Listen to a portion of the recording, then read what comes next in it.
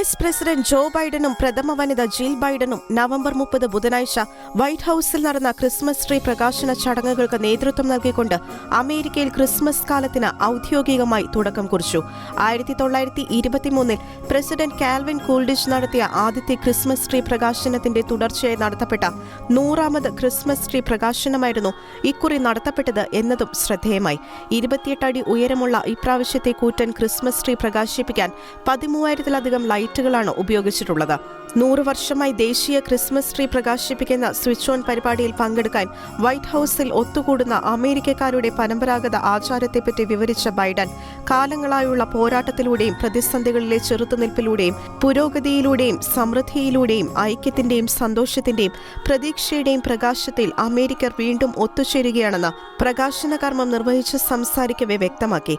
അതേസമയം ബ്രിട്ടീഷ് പ്രധാനമന്ത്രി ഋഷി സുനക് ഡൌണിംഗ് സ്ട്രീറ്റിൽ ക്രിസ്മസ് ട്രീ പ്രകാശനത്തിന് നേതൃത്വം നൽകി. ഭാര്യ അക്ഷത മൂർത്തിയോടൊപ്പമായിരുന്നു ഋഷി സുനക് ചടങ്ങിന് എത്തിയത്. സ്കൂൾ വിദ്യാർത്ഥികളുടെ സാന്നിധ്യത്തിലായിരുന്നു ക്രിസ്മസ് ട്രീ പ്രകാശനം നടത്തപ്പെട്ടത്. കൗണ്ട് ഡൗൺ പൂർത്തിയായതോടെ ഋഷി സുനക് ലൈറ്റുകൾ സ്വിച്ച് ഓൺ ചെയ്തു.